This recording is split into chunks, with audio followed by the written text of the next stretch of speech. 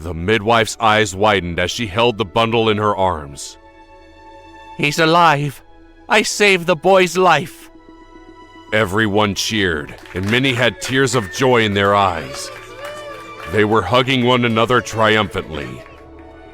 Meanwhile, Derek lay completely still in the midwife's arms.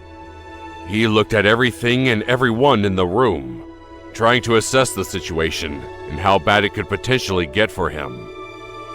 Derek reflected, Well, this is new. The woman in the bed must be my mother. That is, she's this baby's mother. He saw the bed was covered in blood, urine, and feces, and thought she really needs a bath. Derek then took a look at the rough-looking, crying man by her side. I bet he's the father. I wonder if he's crying because he's happy I'm here, or because he's scared he almost lost his wife. I'm sure it's the latter. I'm sure I'm not an only child. I'm one more mouth to feed, a complication. As if in answer to his thoughts, a young boy and girl entered the room and rushed to hug the woman lying in the bed. Derek considered this. Damn it, this is even worse than I imagined. I guess I only have two choices. Option 1, live with this family and fight for available resources. Starvation is a real possibility. And of course, once I grow up, I'll be forced to work, get married, have children, and lead a miserable life. Option 2. Wait until I can move and grab a sharp object so I can put myself out of my misery and have another shot at reincarnation. Who knows? I might get a better life. Option 2 sounds like the winner. While Derek was lost in his thoughts, the room grew quieter. The midwife finished cleaning the baby and wrapped him up in a clean cloth. Everyone looked concerned. Derek didn't understand why until he remembered that he hadn't made a single sound. No crying, no laughing, nothing. That was weird for a baby. His new mother made some remarks and tried to get up, ignoring her pain. The midwife shushed her, gently pushing her back to bed.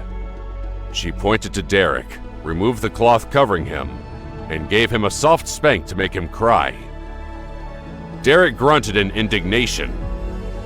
Do you want to play rough, old hag? He thought. Let's play then.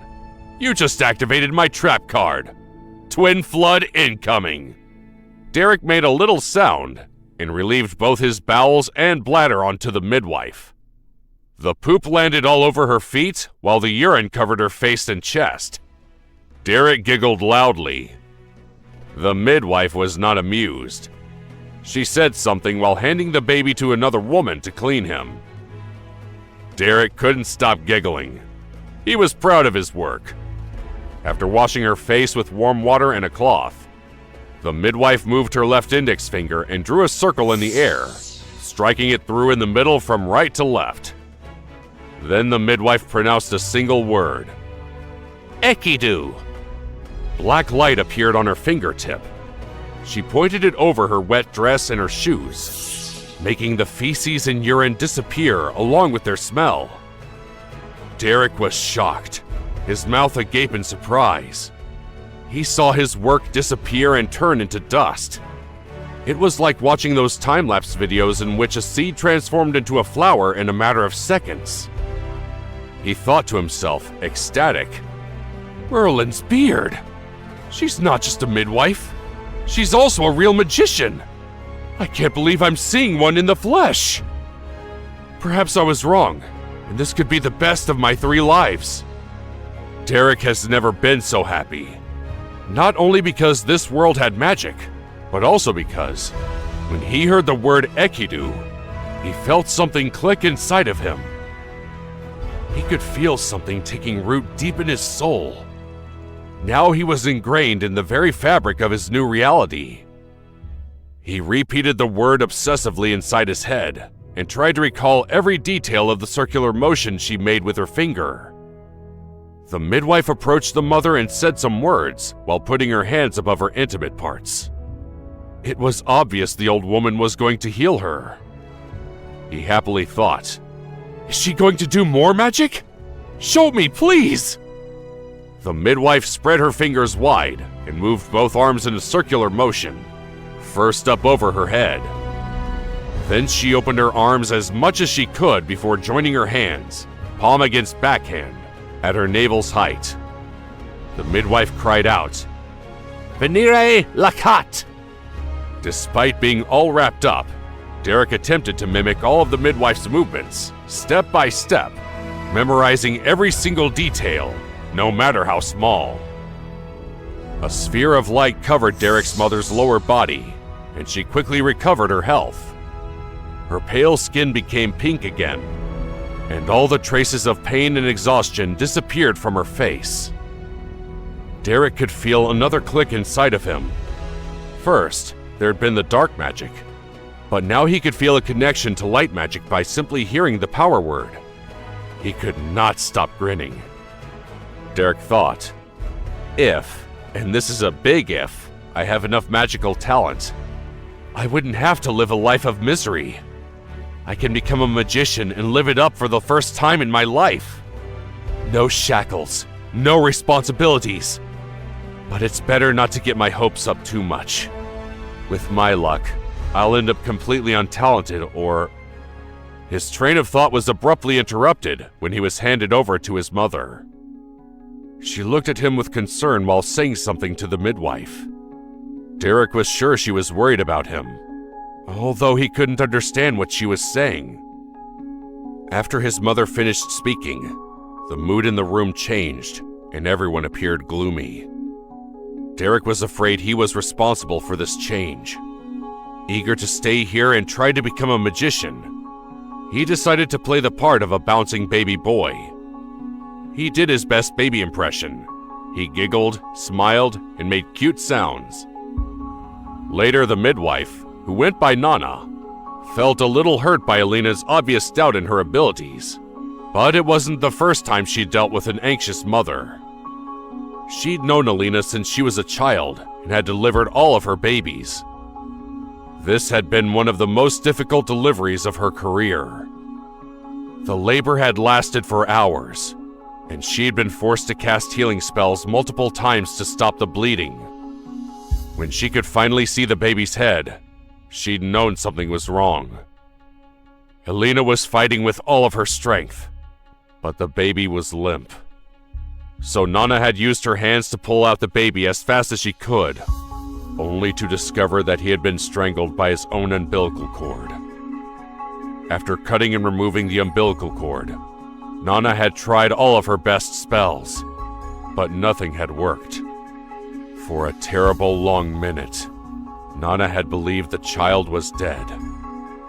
But then, the healing light finally activated and made the baby puke, clearing his airways. Upon seeing him take a breath, Nana could finally relax. After all, healing magic couldn't do miracles. It could enhance a patient's life force, making it easier for them to recover from illness or injury, but it could not create life or cheat death. Alina asked, worried. "He will be okay, won't he? He's so quiet. It's unnatural for a baby to be like that." Nana understood that Alina didn't need a lesson in magic. She just wanted to be reassured about her child's health. Nana reassured her. "Worry not, my child. I can prove to you that all is well with your baby." Nana cried out, "Venire Ratu!" A small wisp of light came out of her palm, dancing around the baby before going inside his chest. The light spread from head to toe, making him glow with a dim light. Nana turned to Alina. "See? If there was even a scratch on his body, my injury-detecting spell would leave that area blank. Your little son is fine." The burst of energy flowing through his body made Derek feel powerful. In his old life, he'd rarely felt that way. He felt powerful when he got his degrees, when he finally left his parents' home, and when he beat up bullies. However, the power and control he'd felt had been fleeting. Now, it was different. More than adrenaline. real magic, real power coursing through every fiber of his being, making him feel invincible. So when the spell started disappearing, he wanted it to keep going. Derek thought, "No, come back to me! Give me my power back!" He focused on the last strands of energy, willing them to stay. He was unable to cast spells on his own, but he could still feel its lingering effects. Derek's light stopped flickering. Instead, it grew stronger and stronger. The midwife appeared dumbfounded. Elena stared at the midwife, her face flushed with abrupt concern. "Nana, is this normal? What's happening to my baby?" The midwife shook her head, her astonished eyes fixated on the glowing newborn. Never in my life have I seen such a thing. Derek concentrated even harder, fighting exhaustion. Then his light suddenly flashed brilliantly bright, blinding the entire room.